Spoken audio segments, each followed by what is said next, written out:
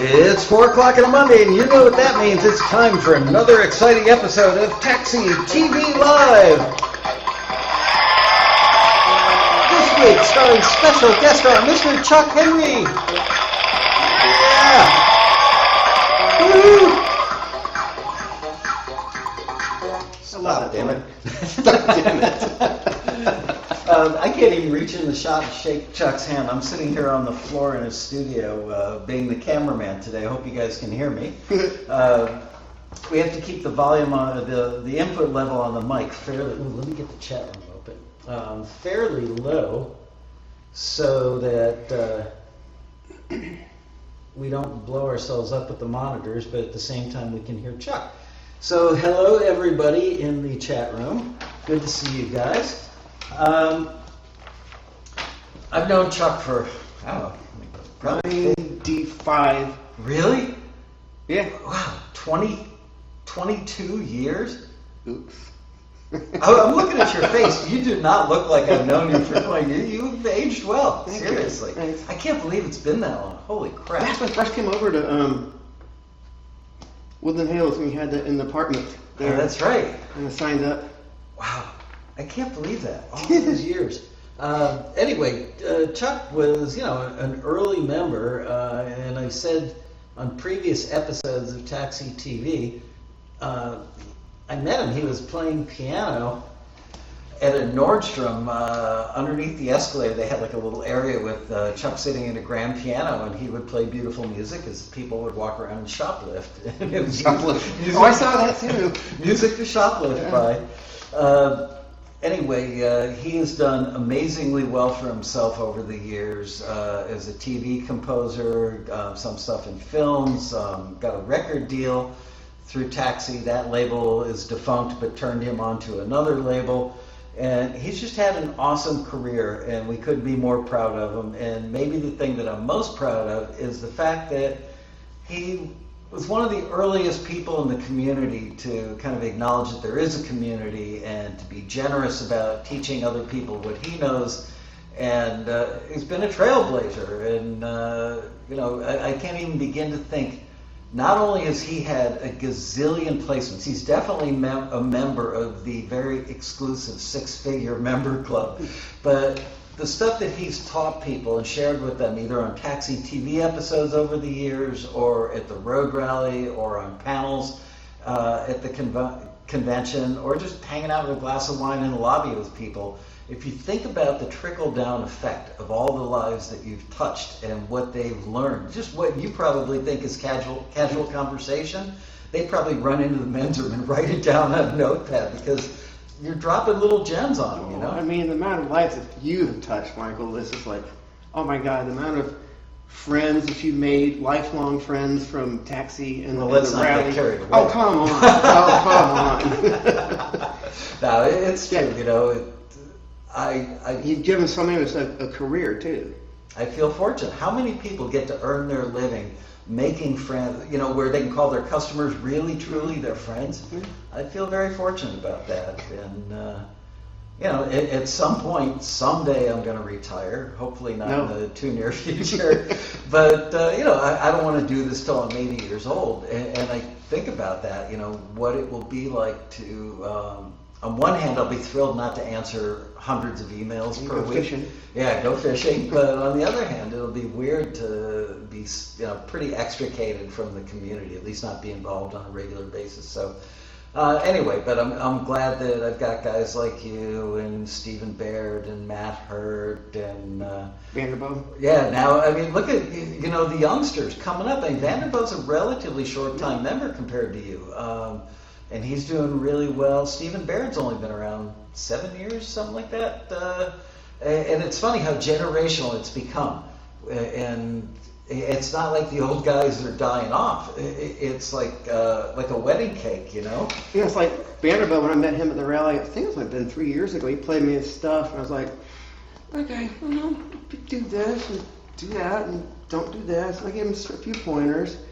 Now his stuff, he's just, now I hear his stuff, I'm like, why did you do that? I'm taking notes from him now. Yeah, he's dedicated, and Yeah, he wasn't going out partying the weekends. He had his full-time job teaching. He would work every bit of spare time he had. He'd be writing and learning, and now he's able to quit his job and just do music full-time. Wow. I'm like, you got it. Out of a 10 by 14 tool shed in his backyard. Yeah. A really nice tool Yeah. shed. Yeah, and a very simple studio. I mean, we actually just put out a new taxi ad. I don't even think it's shown up in any magazines yet, but we've sent it off to them. Matt Vanderbo's Oh, studio. yeah, they told me about that. Yeah, it's because it really makes a very key point, which is he's got a 2-octave keyboard, an iMac, a fairly stock iMac. 2-octave keyboard? Yeah, his keyboard's only 2 feet wide. How the And hell I is think, that? I think it's literally 2 octaves. And he's got 2 microphones. I think he's got a gauge and something else. And yet his stuff sounds totally pro. It sounds great. And it just goes to show it is the ear, not the gear. So anyway, today, what we're... Oh, I want to say before we get started... You gonna give this? Here, Chuck, can you hold up the signs because you're in the shot and I'm not? Which way? Oh, yeah. that way? Yeah, so if you're watching this on YouTube later this week, make sure you subscribe in the lower right-hand corner, and please hit the like button because that makes YouTube like us even more, and we'd appreciate that. Thank you, Chuck. I'll say you get double scale for holding those up. You doing this one too? Oh, yes, and don't you guys in the chat room let me forget. Last week, I'm so sorry, I forgot to give away a copy of Robin Frederick's book, so my apologies for that, and we will give one away this week. So near the end of the show, we'll do a drawing, but I need you guys in the chat room to remind me because I'm so busy worrying about the technical aspects that I will forget. So there you go. Thank you, Vanna. Let's see, and I want to mention we've got next week we're not doing a show because it's 4th of July on Tuesday, so we'll probably leave work early on Monday. I like the staff to start drinking early.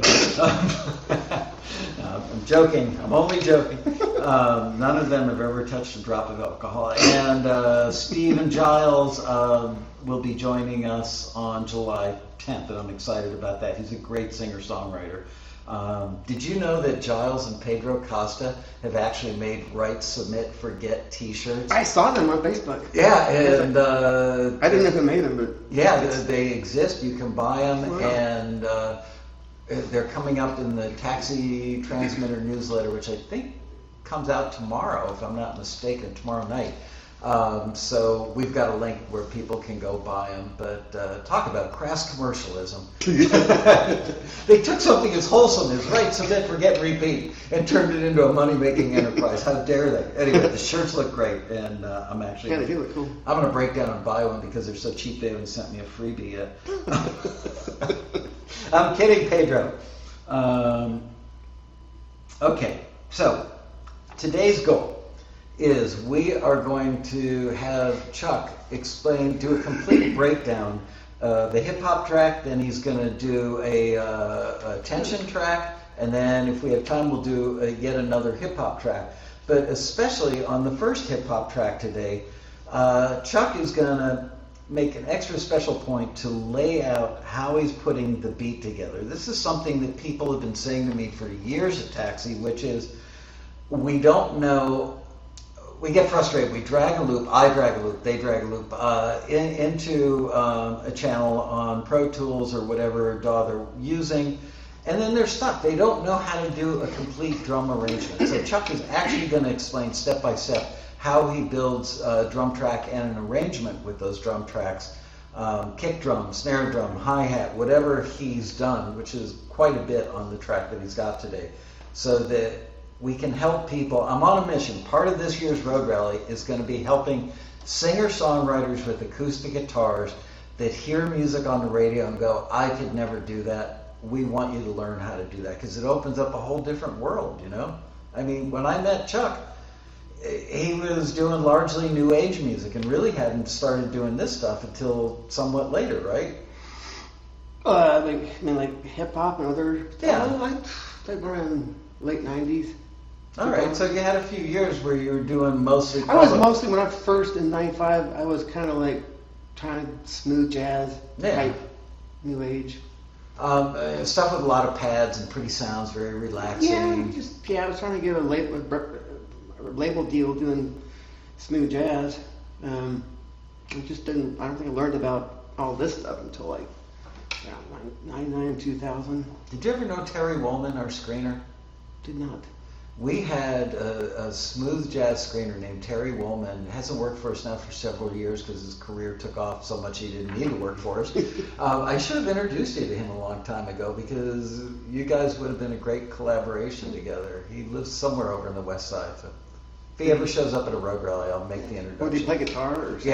Yeah. He's as good on guitar as you are on keyboards. I think you guys would play well together and in a similar bag. And he knows, like, Dave Cos, all those guys are all friends of his. So, yeah.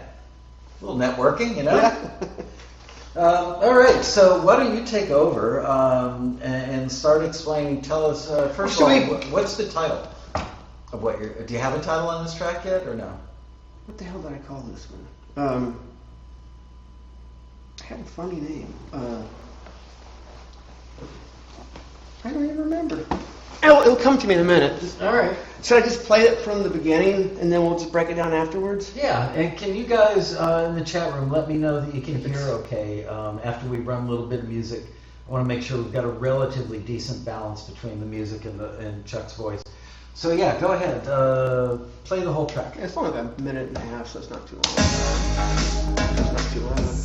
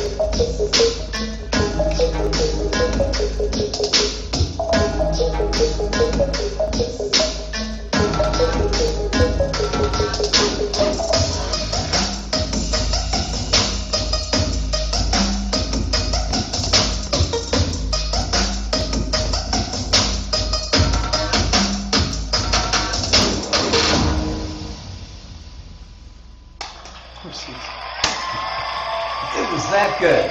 The level okay? It's not distorting or nothing? No, they look good, and everybody says that it's great on their end. Okay, so talk to us about the drums. Tell us, break it down literally. Do you start with drums, or do you start with a click and then lay music in, then add the drums later? What's your first element? Well, like we were talking about before, I never have any kind of outline or anything when I start a track. I'm just sort of like, all right, I'll go 75, and I'll pick out a key. This one I think was A flat minor. I guess with hip hop, you usually kind of start with the beat, pretty much first, drums, and then add the music later, which is what I did on this one mostly. And you're not using a canned beat. You can actually, you know what a hip hop beat should be constructed. Yeah. Okay. And like you talked about, people just dragging and dropping loops that go for the entire song. That's going to get old. If you have the same thing the whole way through, it's just like that level. If you have an arrangement, you add layers, subtract layers, and make an arrangement, that's what makes it musical. So, I guess with hip hop or a lot of that type of music, the main things are, with the drum beat, is the kick and the snare. So I start with a kick beat, which is right here. Like this. And where did you find that kick beat? Made it. It's just found the sound. I kind of chopped it up and made the beat that I wanted. Okay. And then add a little bit of a snare.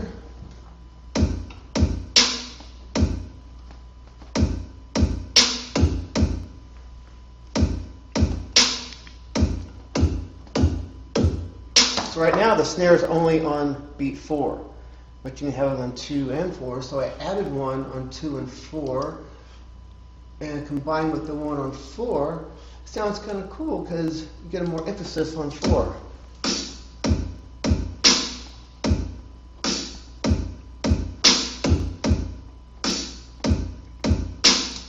So that's basically the skeleton so far. Then, let's see what else I did. Started adding, let's see, I'll find these right here. Oh, there we go. So again, remember, I'm doing this largely for the benefit of people that are singer-songwriter types that hear stuff on the radio and go, I couldn't do EDM, I don't want to do EDM, or I don't know how to do hip-hop. And the one thing I keep hearing from our members is building beats is problematic. They're intimidated by it. So just saying that for the benefit of new people that have joined us on the show. Okay, so you grabbed a kick sound, you got it from a library and then altered it, seasoned it to taste, as it were. And then added the snare. Now, is the snare something that came from the same library of sounds, or? I have really an arsenal of sounds that I just randomly go and I'll pick a boulder and like try. Oh, that sounds good, and use it. So you just literally sit there with like 100 snares staring you in the face and go, no, no, no. Ooh, cool. Yeah, basically. Okay. You know, I don't spend a lot of time on it. I'm not going to sit there and audition, 40 different snares and I keep going back and then, making it lower. Like, oh, I'll pick 20 out of that. And no, I don't have time for that. Just So pick you one just that pick sounds- something that's reasonably close because you can The always first one alter is it like, later? that's good. I use it. All right, cool. I'll use the other cool ones later on something else. But if you sit there and you deliberate on sounds, you'll, one, never get the track done. And two, it'll just start to sound contrived if you try to think too much. Don't overthink. Overthinking is bad. It makes sense, well said, that if you sit there auditioning 40 things, by the time you finish auditioning, you probably wouldn't end up... And your ears are fried anyway. Yeah. All right, good. I like it. Then I started adding claps. This is also kind of a hip-hop trap song, so it's very hip-hop trappy.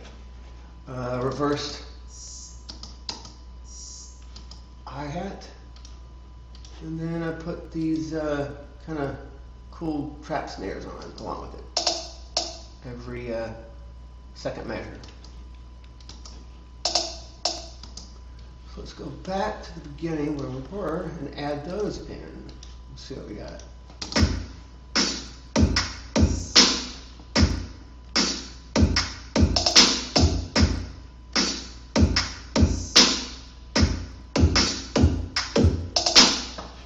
The next big thing is hi-hats, which is very big in this kind of music. So, and I didn't bring those in until bar 5, which is like the second verse. Okay. So you just gradually add layers. You have, like I said, you have to step in the whole way through the song. It's all about layering. Yeah. So let's start one measure before. Hi-hat's gonna be in here.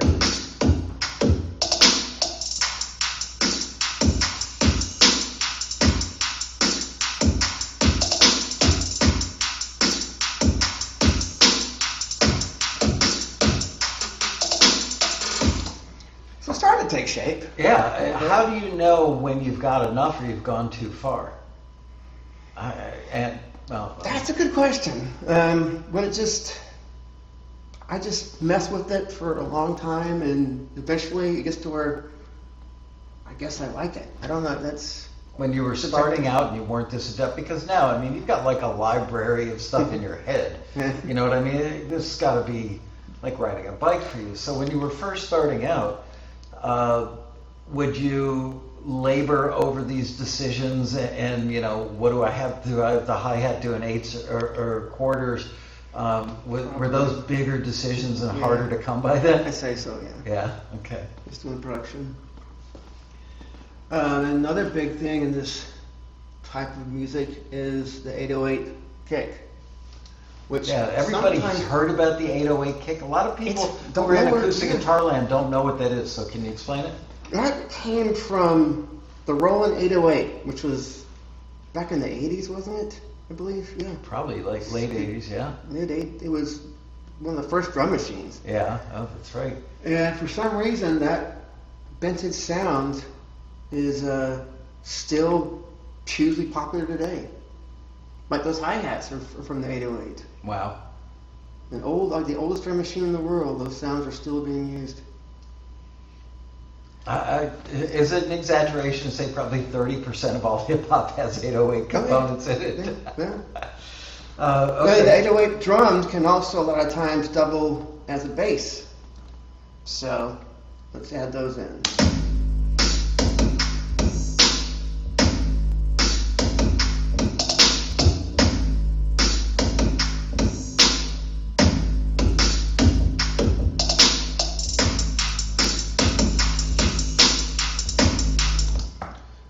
There, and then let's see if I can find this. I added some little snare fills that I made that happen every now and then. Here's one of them.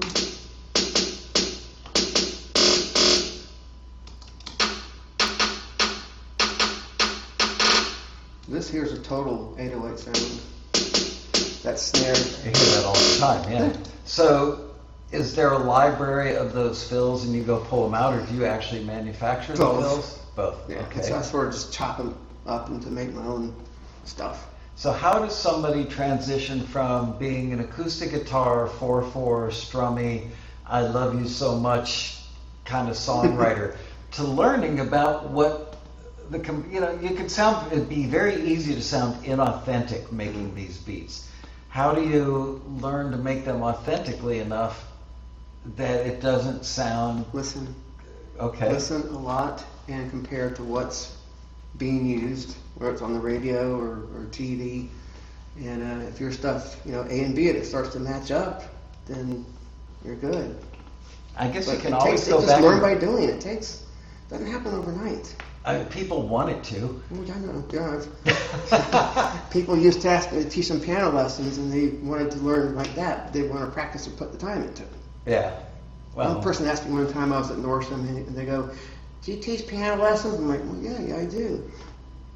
"Do I need a piano or a keyboard to learn?" I'm like, "Yeah, kind of, yeah." I want to be a fighter pilot. Do I need a jet? All right, scoot back in the frame. I'm getting half of your head there.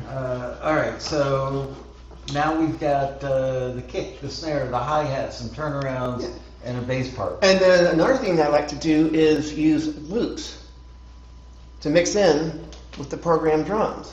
For instance, in verse 3, to beef it up and start building and making it more fuller and fatter, I found this little cool loop here.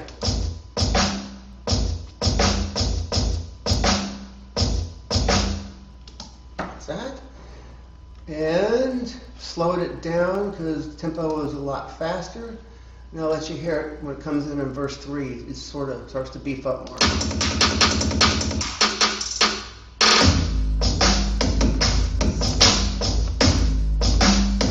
Cool. Immediately adds a layer of authenticity. And more stuff. Yeah. So how do you get it, for people who aren't that familiar with digital audio workstations or DAWs, how do you get that loop in there and then get it to line up with the original beat that you built? You have to write plugins to do that, to time compression, to pitch change and I guess called time compression. Like that one was at, this track is at 75, I think that was like at 83 or something. So I use Waves plugins. I do think, like with Ableton, and that's what Steve uses, I think you just drag it in, it automatically fits to the tempo. That's cool. You don't have to do any of that stuff. How long would you say if somebody started today and was willing to do 2 or 3 hours at night, several nights a week, and maybe 8 hours in total over a weekend? Is it something that's going to take them weeks, months, or years to get to the point where they can produce pretty darn good stuff? It depends if they're musically inclined first. I would hope so if they're trying to be in the music business. Well, yeah. Although I do hear stuff on the radio where I wonder if anybody was musically inclined that was involved in it. But okay, so yeah, let's assume that they're, again, that 4/4 strumming acoustic guitar player. So yeah, they understand melody and song construction and stuff. Gosh, I don't know. I would say these days it is pretty easy with the technology that's available. I give them maybe, they really work hard and learn their digital audio workstation, maybe a couple months, and they might can start making.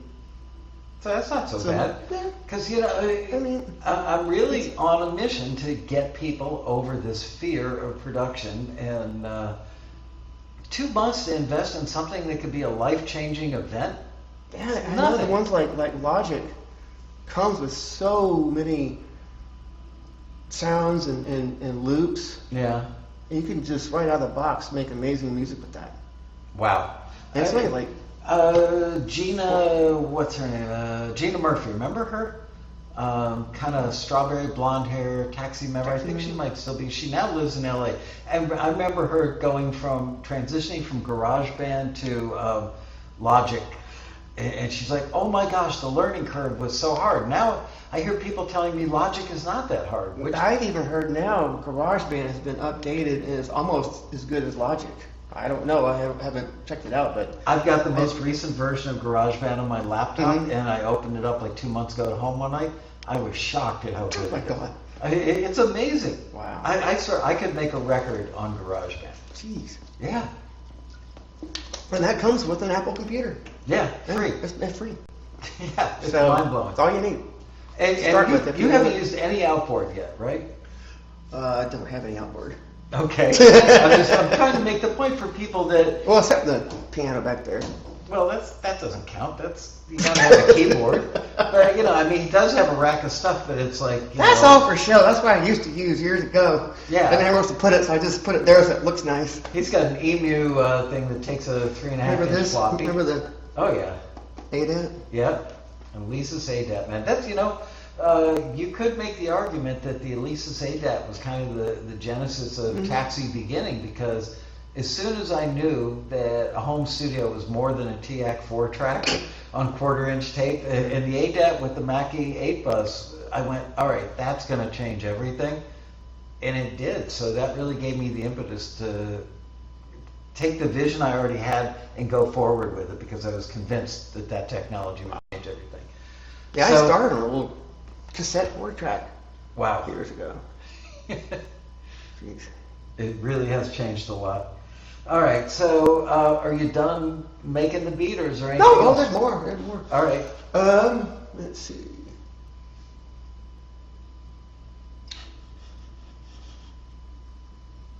I added this little loop at one point in there. This is a lot. By itself, it's like.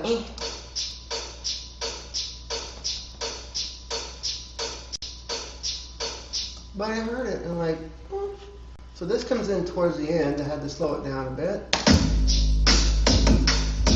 But it works.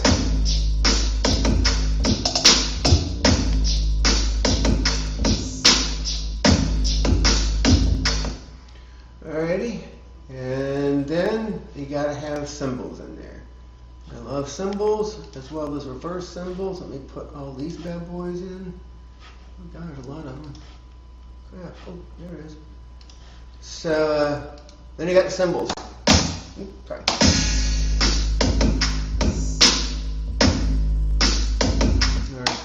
All through there. The reverse cymbals like this one.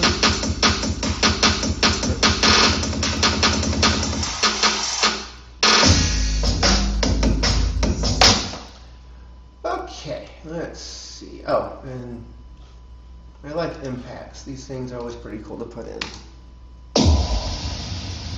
What's that called? Impact. Okay. Usually in the sample libraries are referred to as impacts. But they work out really cool. Here's one right here.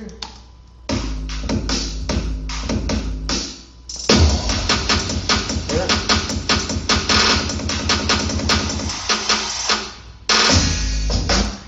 There's actually two of them in here. I use this one as well. A big explosion. And at one point, even reversed it somewhere in the song. Hope they can hear that. Showing up on the meters. Can you guys hear that stuff? So that adds that sense of dynamics and forward movement depending on where you put it in the arrangement. And I put both of those at the end, so you got these two big impacts right here at the end. Nice. I see people talking in the chat room about, but I just don't know hip hop. And This could be any kind. yeah, Doesn't have to be it's, hip-hop. you know, anything, you said it before, you just have to listen. Mm-hmm. Just because you're not familiar with it yet doesn't mean you can't be familiar with it. I mean, it's using the same tools that you would use for pop or for rock, you know, I mean, to varying degrees. I mean, this is definitely more keyboard based and rock might be more guitar based. Still Showing how you're adding, subtracting layers and making an arrangement. It can be rock and do whatever. I think I'm going to do a thing in the ballroom this year at the Road Rally where we do nothing but just listen to cues for the entire 90 minutes. I think people need to be immersed, and I'm going to probably pick 3 or 4 genres that are the most frequently requested, of which hip hop would be one, EDM would be one, EDM driven pop, like party pop would be another one, and then Big thing now is urban comedy. Yeah. Urban dramedy too. I've seen, like, even dramedy, I've seen every week there's like multiple listings on Taxi for that stuff. All the libraries. Also, it's just like, yeah, they all want it because they use it in shows like, you know, Housewives of this city or that city, or, you know, NFL or NBA Housewives, whatever it is. You know what I'm saying? Yeah. It's, you know, I think people just need to be immersed in it and be familiar with the language of the industry they want to be in, the musical language, and being able to identify genres. I drive my poor wife crazy at night watching TV, constantly pointing out genres and types of uses with her, but she knew nothing about this industry, and I'll bet you that she can now tell you, oh, that's a background vocal use, that's a source cue, you know. So familiarity breeds success. All right, any other drums that you want to tell us about? These aren't really drums, but it kind of is part of that. I found these two cool sounds. This one, sort of a whatever. It's like oh, I've got that right here. We go. Yeah. It ain't working. Kind of a scratch. Yeah, that's a modified, updated, muchly improved scratch. And then this, just a little goofy. What would you call that? Oh God, sound effect. Okay. That was where I found it. But I'm like, ooh, I could maybe use An those. electronic gecko. There you go.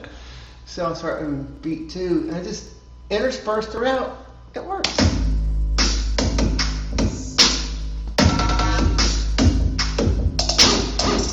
Okay. And they're, you know, all throughout here. It's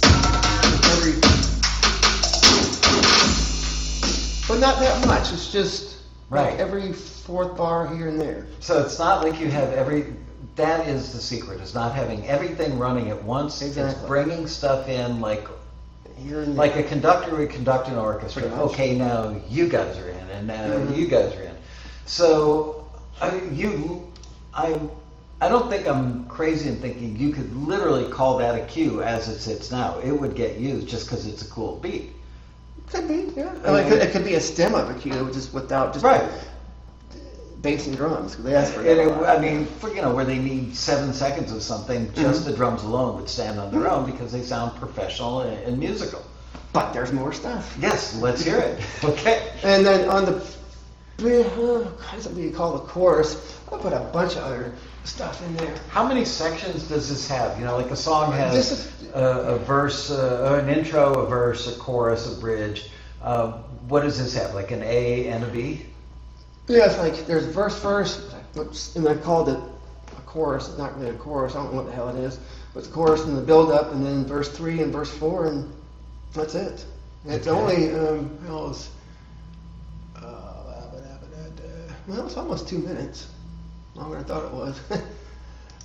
But anyways, on the chorus, I used a few things here. There's one of my favorite synths. It's called Nexus. Okay. What do we have here? It's got like on this particular sound I use. I could act like a cameraman. Let's get up on the perch. Anyway, if you play, it's got stuff going in the upper register, the lower, so I put them both. It's kind of cool.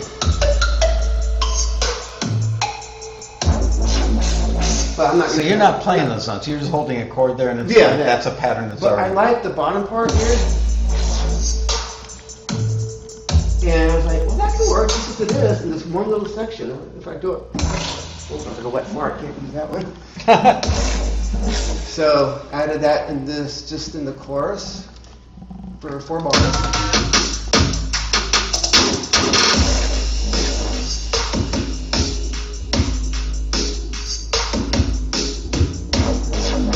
That has that dubstep thing happening.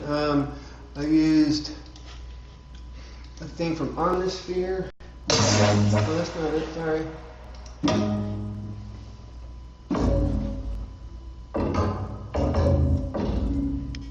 So is I don't know why I heard that and thought that would work, but it does. And is a lot of your decision making based on familiarity because you've logged so many hours hearing these sounds?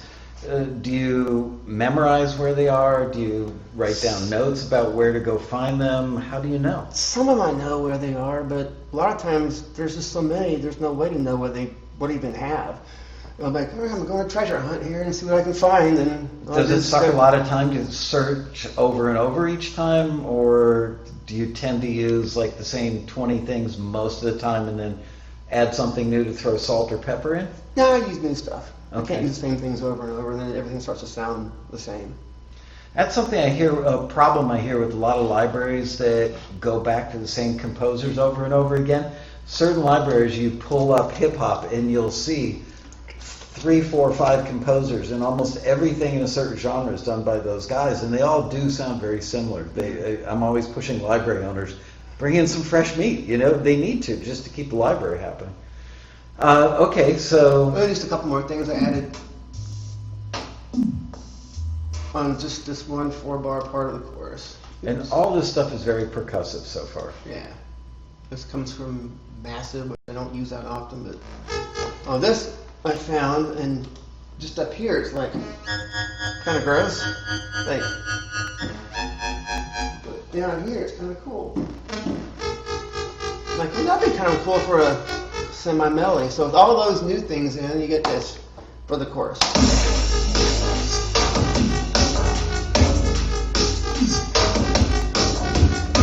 Adds a little dirt to it, It makes it feel more street, less Oprah-ish. Okay. Inside joke for those of us who've been around long enough to remember the Oprah years. And the only other thing and this, which is in the chorus, I forgot to tell you this, had this little build-up thing that I found. I only used half of it, but here's the whole thing here.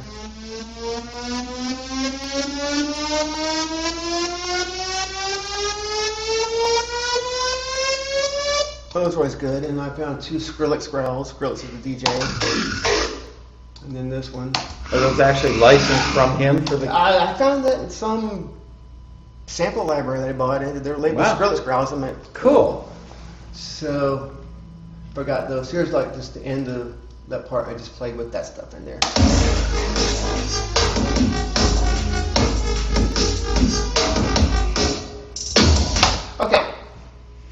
it. So it sounds like it's almost like dystopian street hip hop. You know, it sounds futuristic but dirty and kind of has a little ominous, evil edge to it at the same time.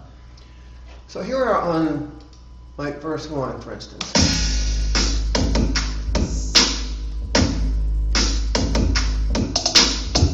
It's empty. It needs something. So I found this little, it's not really a loop, I guess it could be called a loop with this.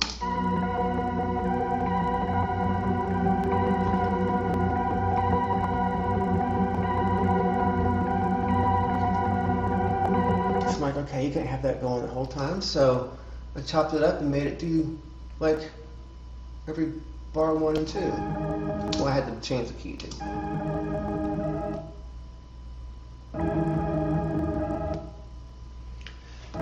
So you park those further down your timeline, it's almost like you've got a garage of elements down there. Well, I did that just for this, so it's like a show. Oh, okay.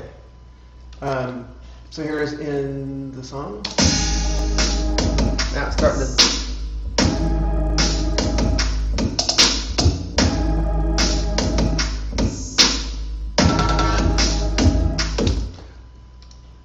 It's interesting. Most people, as a first reflex, if they were just sticking their toe in the water, would probably take that and just let it run.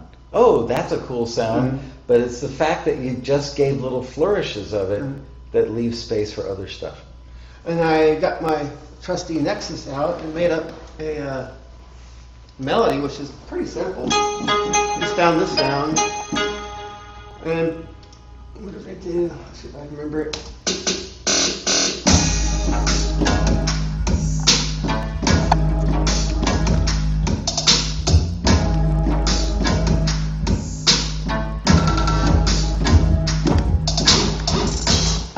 Which is really just an octave A flat, going back and forth. I hope our viewers are digging my camera work. I've got a webcam taped with packing tape to a mic stand, and I was able to actually do a pan shot. Get your hand, and now I'm back on the full shot. So that's that. And then this is pretty cool here.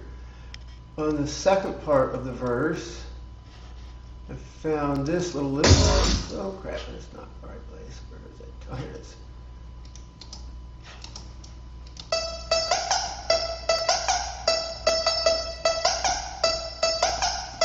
Which I added in the second part. I had to tone it down in pitch.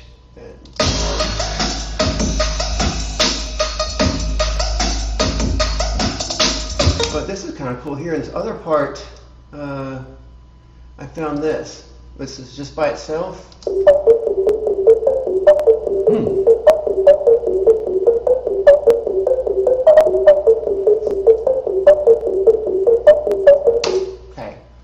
So then I took that, chopped it up, and made a melody.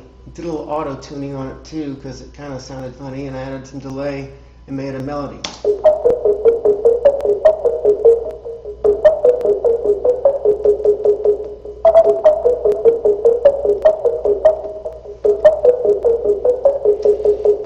So is that the main melody of the whole track? It's one of them. Okay. Here it is. So I played this melody for you.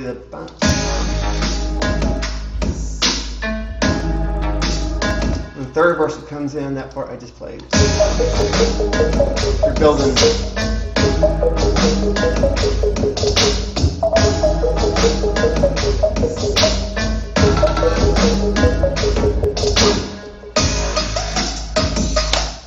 So other than that, that's did this little bell thing here in the break.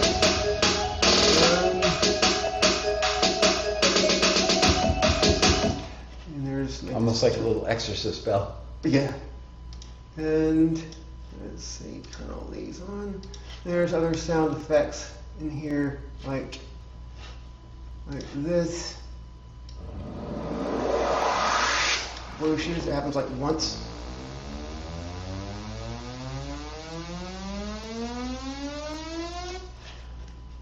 But other than that, I think, except this last little thing I put in here, which is kind of at the very end. Just use once at the end. Wow. And that's how the song ends, with those impacts.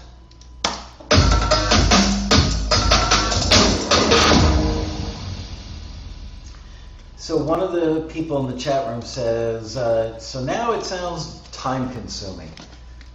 It's definitely time consuming. How long would it take you? How long did it take you to build that? This one would probably take about a day. All right, so... and of course I'll come back and tweak things. Depends. Depends on the kind of track I'm doing. Like I was doing Real Housewives of New York this current season, and I was doing urban comedy, and was doing about 2 tracks a day for that. But this is a bit more involved. There's a lot of more stuff. Is it safe to say that, well, I'm not going to give a number. Let's have you guesstimate a number. Okay, so let's say you did 2 tracks in a day. Let's call them 5 hours of work each, and you work a 10-hour day. Over the lifetime of those cues, they're going to make hundreds, if not thousands of dollars? Potentially, yes. So, yeah, I know it's an average. You know, some never earn at all. Some earn a like lot. tons. So, I think our mutual friend Matt Hurt once said that he averages about $1,000 a cue, but I can't remember if he said if that was over a lifetime or in a year. I really can't remember. But in any case, the gentleman who said, well, that sounds like a lot of work, sounds well worth it to me. Yeah. I mean, nothing's easy in life. You got to work for it. Oh, really? You mean I can't whip one of these out in 2 hours and have it make me thousands of dollars a year? Yeah. I mean, we're talking about Vanderbilt. That dude, he's at like almost 300 tracks so far this year. It's not even half the year. I'm like, okay, I better step in my game some. He's a monster. He is becoming a monster. Yeah, 300 tracks. It's like in 150 days. Yeah, I need to do that maybe in a year, but he's already at 300. I'm like, okay, you suck. I gotta start. How many tracks do you have out there in total? You know, you had asked me that, how many tracks in my catalog, and I answered that wrong. I was thinking my library, that I have a small boutique library, and I said 1,000, which I thought that's what you meant, or that's what I was thinking. It's actually a lot more, because there's with other libraries and other this and that. You know, my ASCAP thing says 4,500. However, it's not that many, because a lot of libraries, they'll have 60-second version, 30-second version, 15-second version, 60-second just drums and bass, 30, bleh, whatever, it goes on and on. Right. And there's this one library in New York I got stuff with, I looked at the other day, and just for one song has maybe 30 different versions all registered. Wow. So, it's like, but total tracks that I've done over the years, 3,000, 3,500 maybe. Okay, like so it's taken you 15 years of serious work to get up to that number? 15, 17. 17 years. I'm not going to disclose your actual income because that would be uncool, but well, I do know that he makes more than a U.S. senator. He's somewhere between a U.S. senator and the president. Speaker of the House, something like that. I haven't made the presidents yet. But. Right, so it's a fair statement, though, that you're making a solid 6-figure income, and you can take a month off. You can go on vacation. I did that when my mom passed away. You know, it was so stressful having to fly back and forth to Atlanta and just seeing your mom pass away and everything. After that, I was like, screw it, I'll take some time off. So, and I still worked for a year, but I went and saw friends. I just had a good time. I just didn't really feel like working that much. Yeah. So yeah, I took kind of a year and a half off. But Wow. I mean, not totally. I would work some, but now I'm back, full. And the checks just kept coming. Yeah, because what I had built up for so long. And that's the thing I keep trying to tell people. I remember 2 years ago we did a presentation about how to retire from this at the Road Rally with our mutual friend, the other Chuck. And he easy to retire with $1 million in the bank if you do all this stuff right, and you're the kind of person that's prone to saving your money and investing it cautiously. People just don't think of music as a solid retirement fund. I do. I think it's probably better than investing in stocks, but I'm not a financial advisor. You can't take my advice as the gospel, but it just makes sense that if you're doing this over a number of years, it becomes cumulative. And I'll never retire because I do what I love, is just making music. So even once I get to retirement age, I'll still keep going because it's fun. And there's always a new variety of music to learn, new challenges. Exactly. Pretty cool. Let's do some questions about this track, and then let's move on to the tension one. So I'm now back down on the floor. Oh, you know what? Play this from top to bottom one more time. Okay. Okay. Yeah, Henry. Try everything in. I guess so.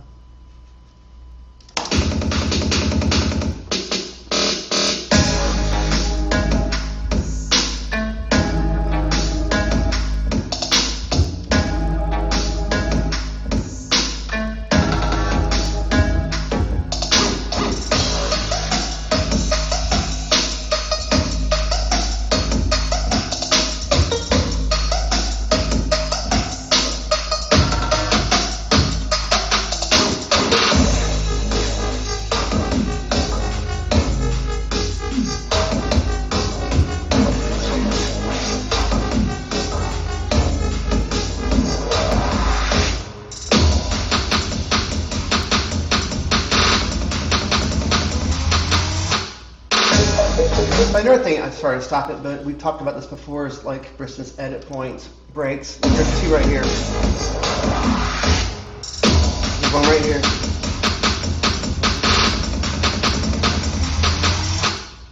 Oh, there's just nothing. Editors love that. So I'm glad you brought that up because we put that in our listings with good edit points and non-faded button stinger endings. I want people to understand that edit points they don't have to be a rest like that. That is great if you can put them in there and make them sound musical. Editors can also cut like on a kick drum at the top of a bar or a snare beat or... I've heard my music chopped up to hell on TV before. I'm like, they cut it there? Yeah. Basically, anything that shows a spike on a waveform can be an edit point. But somebody who... We've heard stuff come in from members where they put abnormally long rests in there, and you think the track is over, and they think that that's what's required. So I want people to understand that that was both of those were great examples of a rest edit point versus one. It sound musical and natural. Yeah, they don't sound forced at all. All right, so questions. Yes, that's a completed track that you were just hearing. Somebody asked if you're using any effects on the bus, which for people that don't know what a bus is, they think it's a large yellow vehicle. The bus is basically the stereo left and stereo right output that goes to the amplifier and the speakers. It's what goes to the master fader. So do you use any overall compression on your two tracks, on your mix bus? On the master, I mean? Yeah. Sometimes, not really. This one just has one little mastering thing on it. As we're hearing it now? Yeah, it's called Vitamin from Waves. It's not even really doing all that much. This particular track, there's not that much. That's it for the master.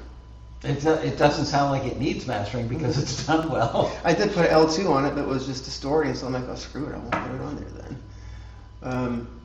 There's some delay, there's reverb, and a couple of them, but this doesn't have many effects on it. Okay. What are the delays and reverbs that you do have? What are they on? I have reverb on this. Which one is this one? I think it's very like this. What is this? That sound has a little bit of reverb on it. Oh, okay. Yeah.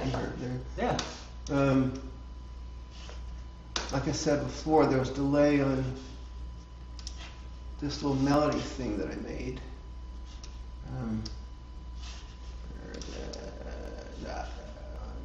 That's not it.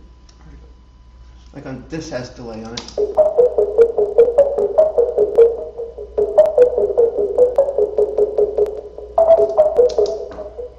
But that's Sounds great. Actually, Yeah, nothing particularly like, wow, he really busted out the effects on that one. It's just nominal.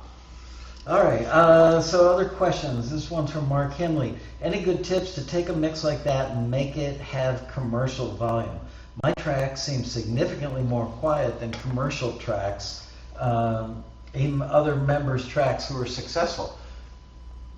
That's a lot of times with mastering plugins. Like I was just talking about the L2 from Wade's. Yeah. Wade's has some great mastering plugins, and so does, I don't know what he uses. Logic has them too. Yeah. Why would his, I mean, the only reason I can think of where his stuff is at a lower level is he just needs to turn it up. Could be. Yeah. You know, it's a matter of dynamic range and how much each individual thing is limited or compressed, and then the overall output.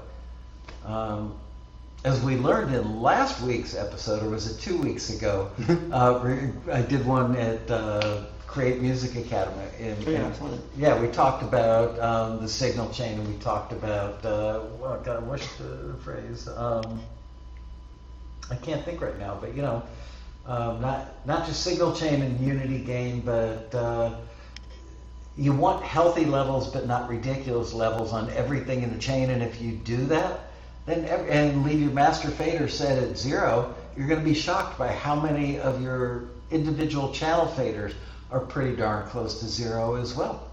I screw up a lot too. I was doing some tracks for a library the other day, a folder of them, and I was listening to them, and one of them was like, maybe one or two of the tracks were like a lot lower compared to other ones. I'm like, oh man, what the hell did I do?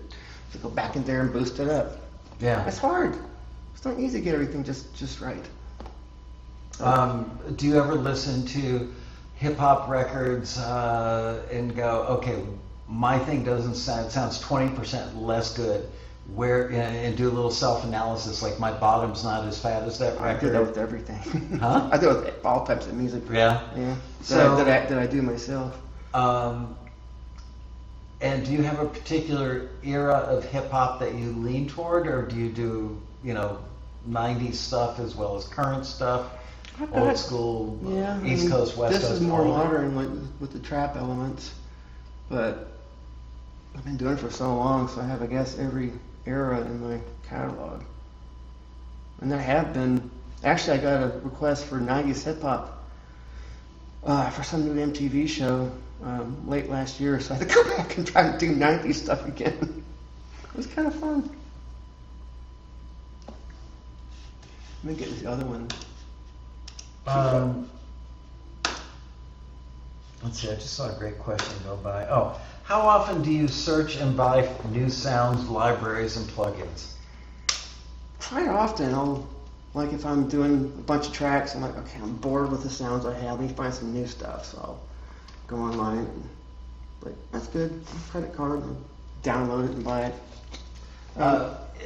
Do you wake up every day and go, okay, I'm going to work, and walk into this room from, you know, you go master bedroom, kitchen, coffee, and then in here and sit down, it's your job, right? Yeah.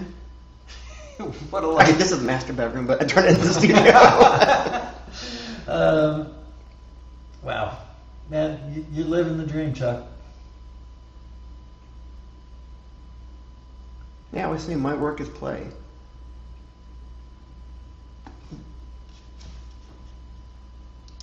What are your favorite libraries? I mean, like sample libraries? Yeah.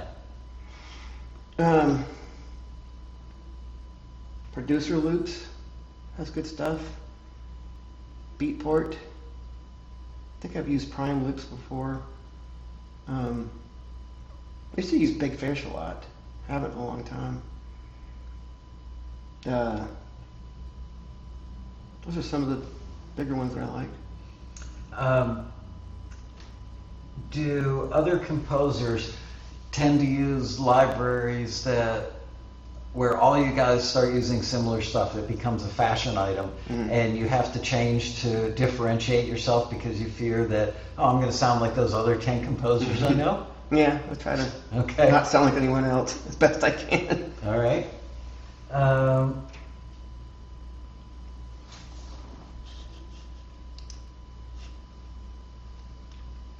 And if you had to pick a single favorite library for somebody that, again, is leaving the world of 4/4 acoustic guitar, strummy. I always think of the guy on the stairwell. I think of Stephen Bishop, maybe in the stairwell in Animal House, and Belushi brings the guitar. So if you're leaving that guy's world and entering this world, and you had to pick one library to start with, what would it be? Well, Big Fish has been around the longest, I think. And that's Big Fish Audio, right? Big Fish Audio. Okay. BigFishAudio.com. So they have a massive amount of stuff. And they have sales a lot too. Great. All right.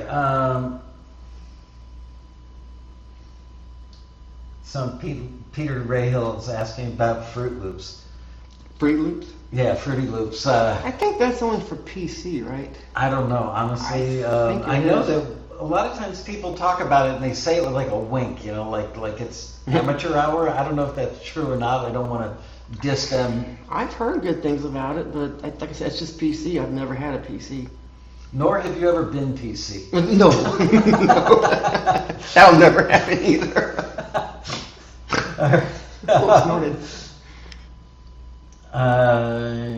What are your favorite headphones?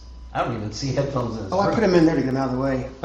You put them in, pointed to a closet and said I put them in there to get them. Oh yeah, Chuck got new speakers, new monitors. Tell them what you got. I love them.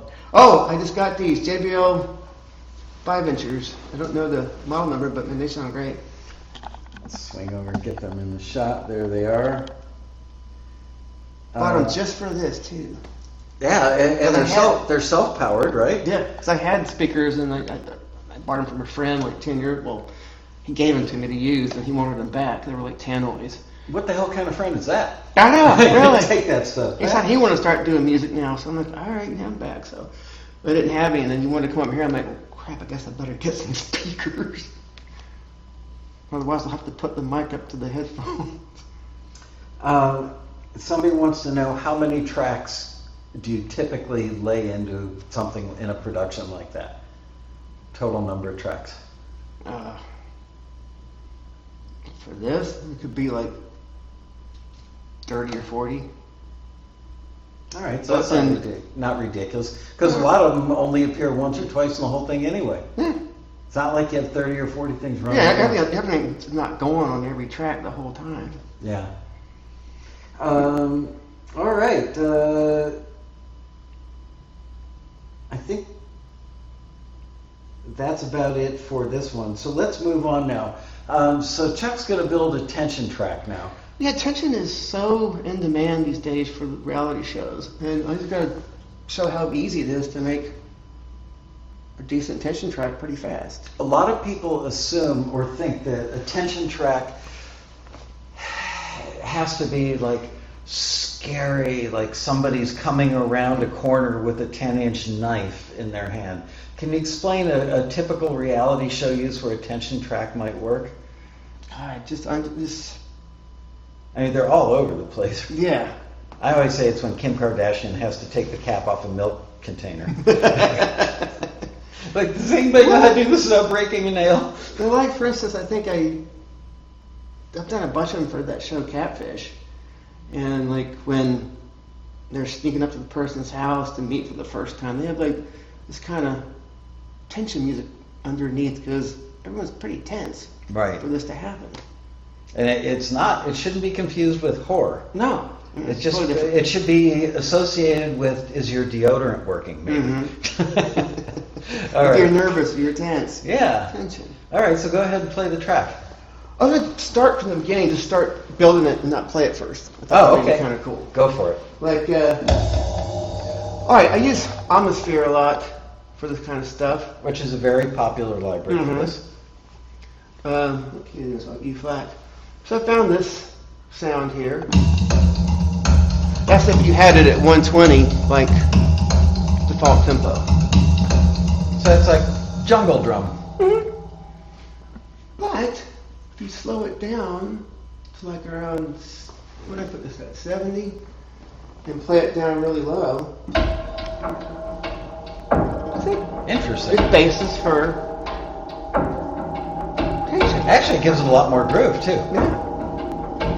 Now what I did on this, instead of letting that thing just go the whole way, constantly, let go, take it off. Give it a little room to breathe. Mm-hmm. And I added on the octave in a little bit. So it gradually builds. So anyways, here's those parts, or that part.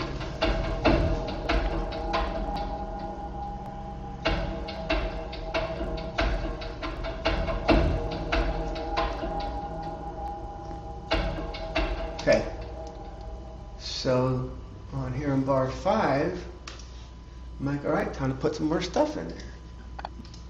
I like, my favorite things for this type of music is called rev. It has a lot of reverse sounds. Okay. And there's so many different what's it called, settings that you can do and tweak the sounds in a million different ways. So usually what I do is just go randomly pick out one from this column, one from that column, and if it comes out good, then great. So this is what I picked out for this. It has, there's different.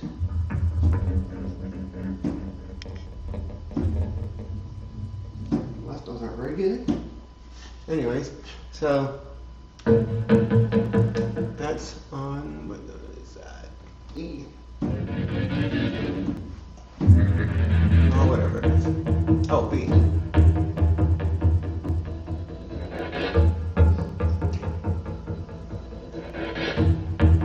Underneath that, I brought in another sound on R8, right, like this. So it builds and gets more tense. And all these are either single notes or chords. You're not actually playing those figures. That's all done with some sort of looping. It's from Rev. Okay. So here's when it comes in.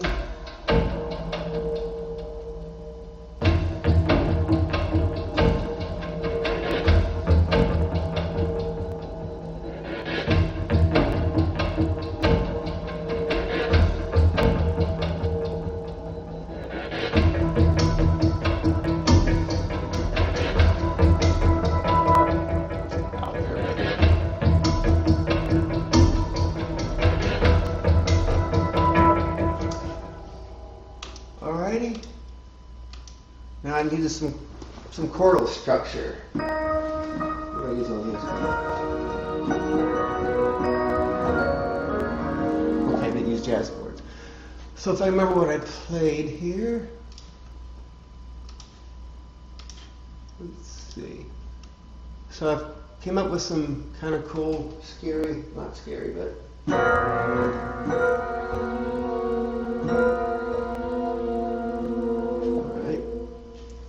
played. Let's try it.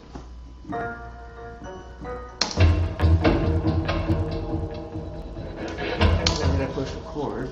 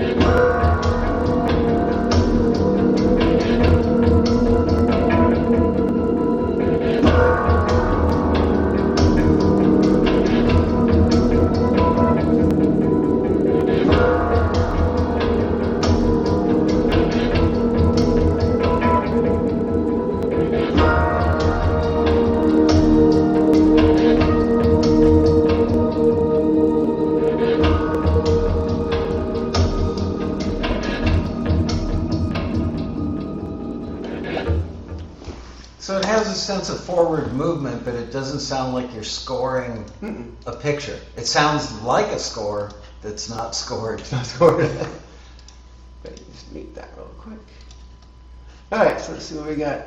That came out and just fix it.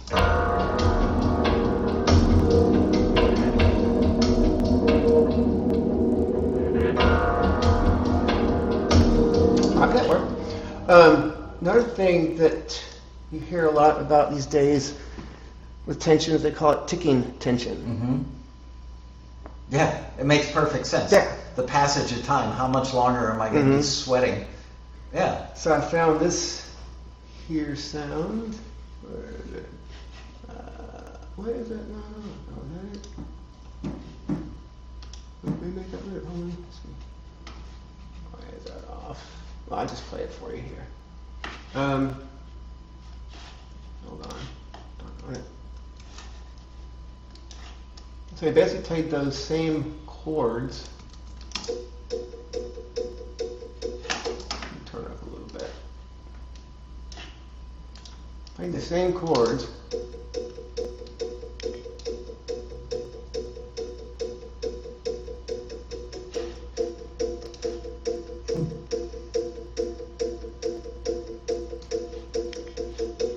And by itself, it's not that much, but in the track, you get that ticking sound.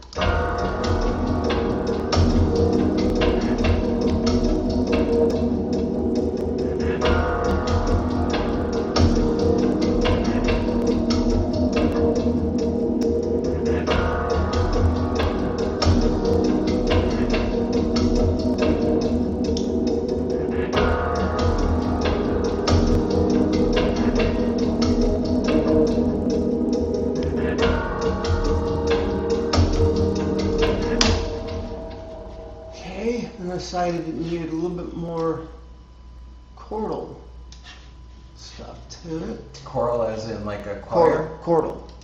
Oh, chordal. Yeah. Got it. I want to go. Hold on, let me get this one. North of base. Okay, where are you?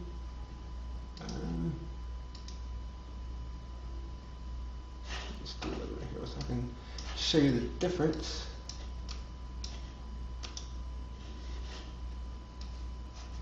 Alright, this I use Omnisphere for. Let's just pull this up. Sorry I'm taking so long. Keyboards. There it is. It's alright, they're talking about beer in the chat room. They're good. Cool. I found this one sound. Drain block. It's very pretty.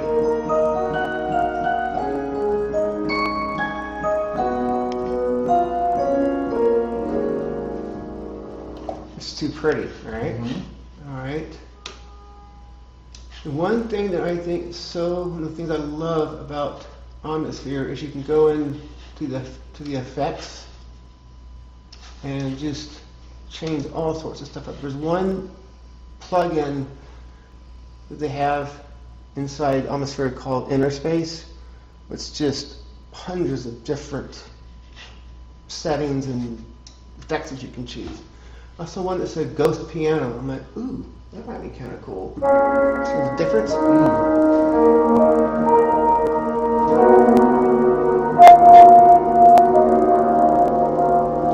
like, all right, I like that. So then I added that on there, and it beefed it up a bit.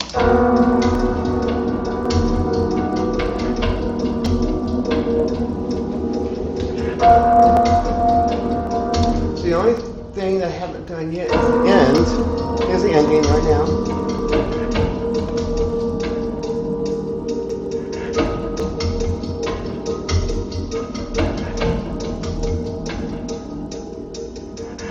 Like, okay, that means something. So, reverse stuff is always. When you say it needs something, do you think in terms of it's not completing the emotion I'm going for, or do you think It needs more of an ending, more of Okay. a definitive ending. So, reverse stuff is always cool. You're big on the reverse stuff. You've mentioned it several times today. Oh yes. Let's listen to this. I found this reverse symbol. Oh crap! That's not. Let me just move a little bit. Why is that there?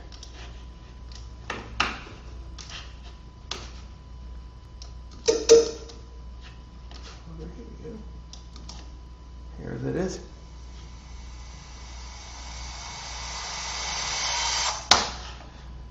Just a little reverb.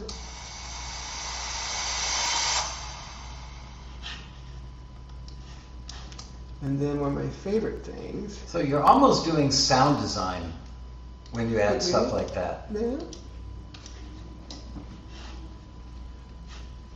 And one last thing that I put in there. It always works. Let me just get that out of there real quick. Is reverse piano. Make sure up here. So I'll show you how to do that.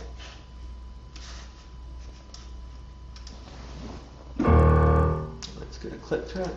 So just play a big old chord down there. Not a chord, but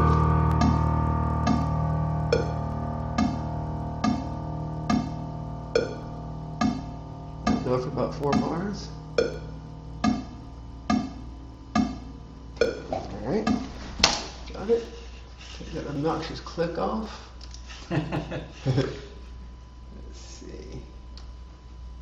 While he's working on that, yes, somebody's asking, Robin Laguna is asking, is it okay to use reverb on stinger endings or button endings? Yeah, I mean, Yeah, it just did right there.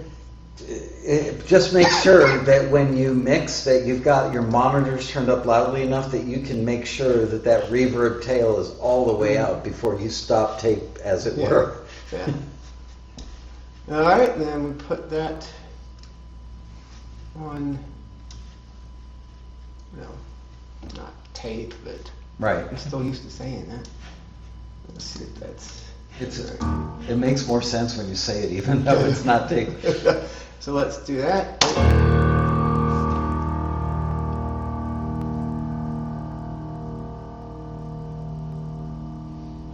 So we can actually see the waveform going for 3, almost 4 bars right there. Okay. Alright. Clip off that last little bit there. Grab it. Turn it around. Where is it? Oh, yeah, down here. Reverse.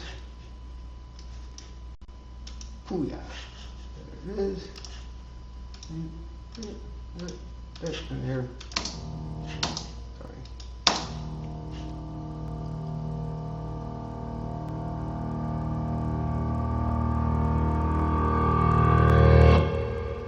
I put some Great. reverb on there too.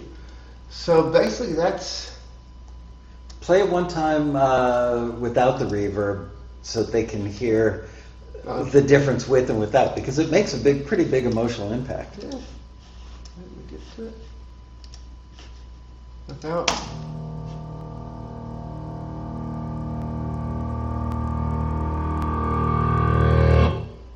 It just quits. Yeah. With it, it's like...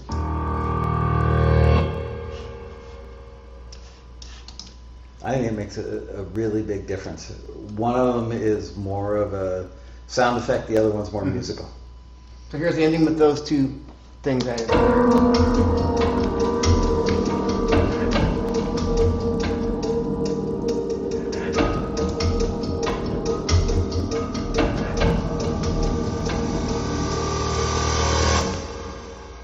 Nice.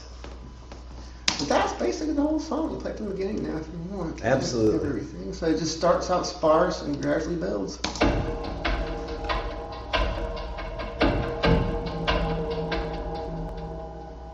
With everything in there.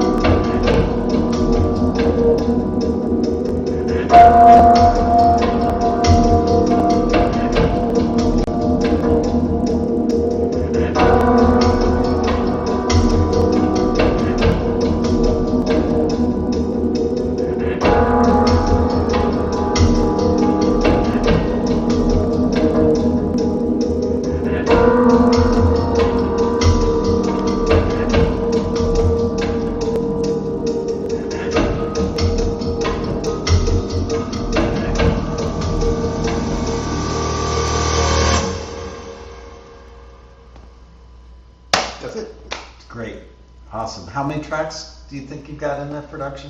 Not that many. Let me count. One. The count is 1, 2, 3, 4, 5, 6, 7, 8. About 10. All right, so 10 tracks. I can hear that thing getting used all the time. There's some tension, like again, Kim Kardashian trying to get the cap off the milk. It's almost comedic tension, whereas this could be somebody waiting to find out what's going to happen, like on one of the restaurant shows. What is the chef? What's his name going to say about or about finding cockroaches in the kitchen? It could be about a relationship thing on Catfish, hunting somebody down. It's got a whole range of things that it can be used for. And tension is huge. That's why I want to do one of those tracks too, because it's used in so many reality shows these days. Yep. Reality doesn't feel like it's going away anytime No, soon. every day I see a new show that's being made. I'm like, really? Yeah. It's interesting that like Netflix, HBO, Showtime, Amazon Prime, those networks are starting to come out with the more serious shows, and it's almost like the older cable nets have become almost all reality at this point, and the networks, traditional broadcast networks, do a lot more reality than they used to. So, all right, any questions from you guys? We've got a little less than 10 minutes before we wrap this up.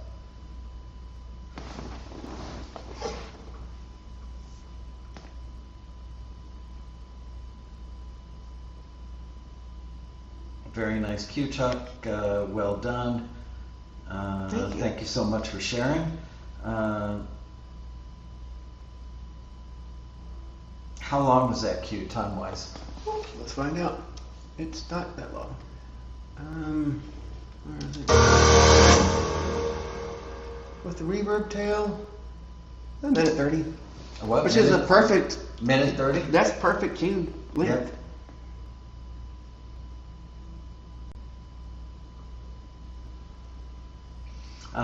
What sort of mix, minus, or stems would you give them from this?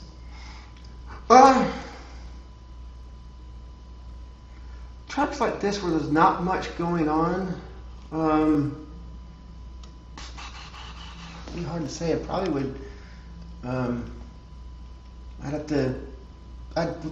to play it with different parts taken out and see if it actually works. Right. Because if a minus mix doesn't really make sense on its own, then I won't do it.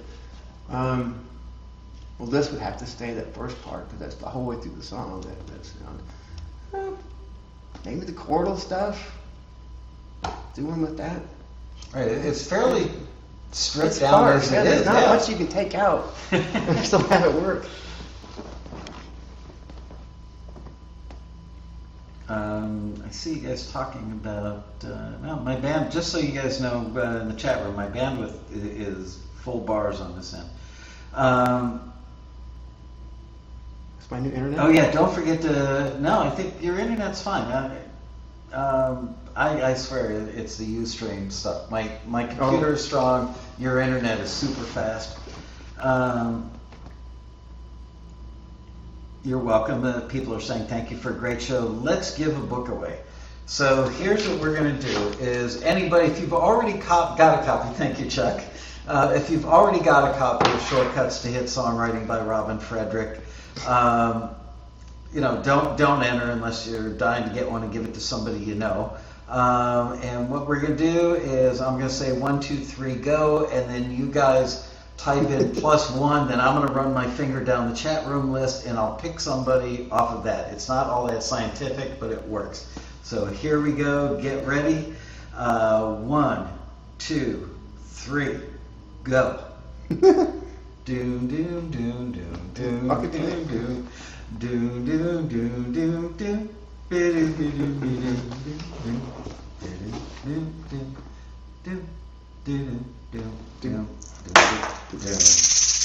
Yeah.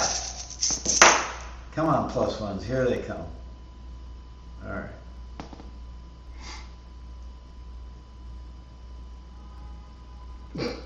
All right. Shutting my eyes, running my finger down the thing.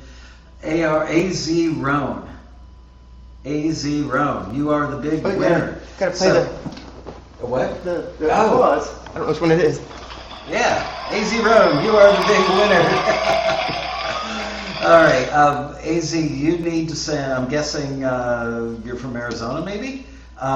You need to send your email address to Matt, M-A-T-T, at taxi.com and say, hi, this is AZ Roan. I won the book. I'll put it in your subject line, book winner, Taxi TV. And Matt will send you out a copy of the book. Congratulations, you're going to love it. It's a great book. With that, I would like to say thank you very much, Chuck. People are sitting here going, man, he's so good at that stuff. Yeah, he is. Y'all hush. But, the point is well taken. He's practiced this for a very long time and become very proficient. But you got to start somewhere. Yeah. You can't let the fear of the unknown be the thing that stops you from starting. You just got to put one foot in front of the other, and someday you will be good enough to hang out and drink wine with Chuck at the Road Rally and talk about production. No, can be no fear of success, no fear of whatever. No fear of failure. In all the years I've known you, I've never seen you unhappy other than when your mom passed away. And it's because you do what you love. Mm-hmm. Man, what a treat to be able to walk into this room every day and just make music for a living. And a really good living. I mean, like doctor, lawyer income. It's amazing. So congratulations, Chuck. Thank you guys for watching. They're all saying, Chuck, thank you. Thank you, and I'll see y'all at the rally. Yeah, that's right. November 2nd through the 5th in Los Angeles. Thank you guys for watching.